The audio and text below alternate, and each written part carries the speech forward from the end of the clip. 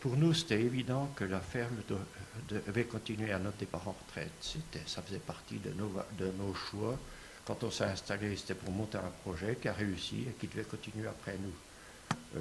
Nous, on n'était qu'un passage. On a transmis un outil qui fonctionnait, qui nous a permis de gagner notre vie. Donc c'est un plaisir d'installer, même si c'est pas évident, parce qu'il y a des moments difficiles aussi, quand il faut quitter son lieu de travail, sa maison.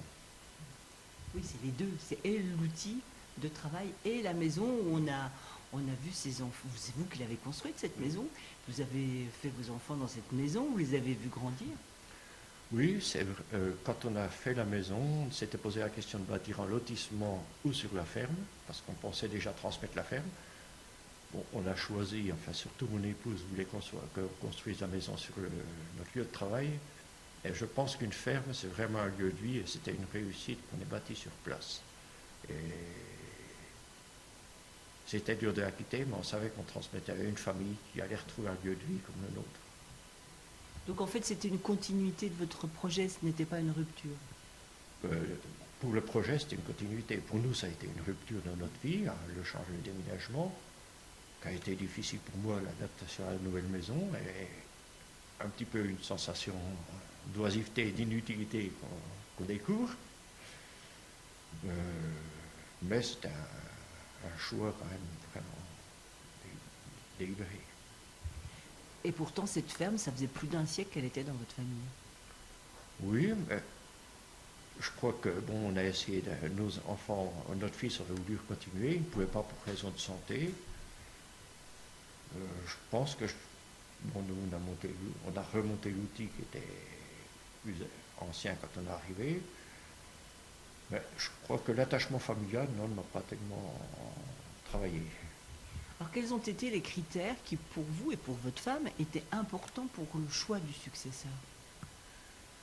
Le premier critère qu'on a pris, parce qu'on a eu un échec sur un premier candidat, après on est parti vraiment sur le projet de vie du candidat.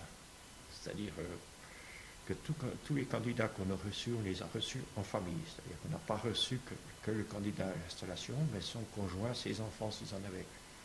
Et on a vraiment abordé le projet de vie, c'est-à-dire un petit peu les valeurs qui animaient ces candidats pour s'installer, et on a vraiment déterminé notre choix sur ce projet. Et je pense qu'on a réussi. Alors la première fois, il y a eu un échec, pourquoi? Je crois qu'on n'avait pas été clair au début.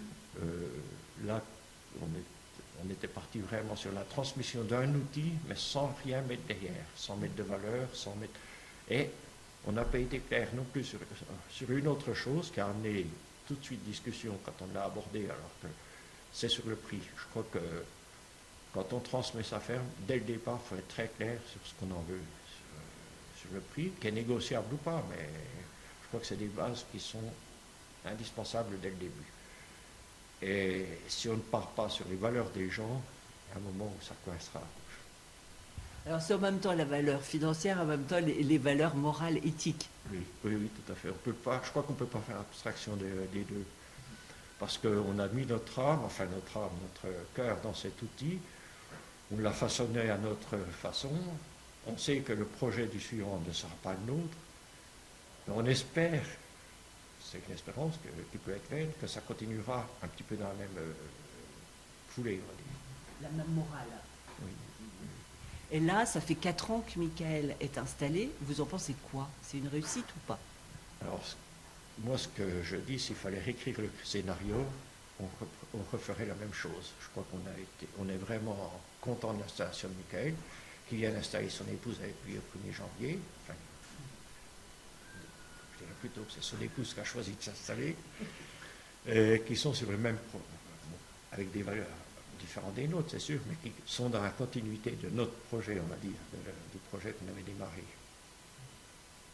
Donc le fait que son épouse les rejoint, pour vous, c'est déjà un signe que ça marche financièrement?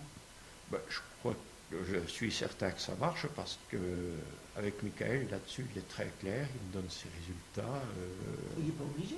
Non, il n'est absolument pas obligé, il y a une confiance qui est mutuelle, il est fier de ses résultats, de montrer qu'il réussit et fait mieux que nous, ce qui est très bien.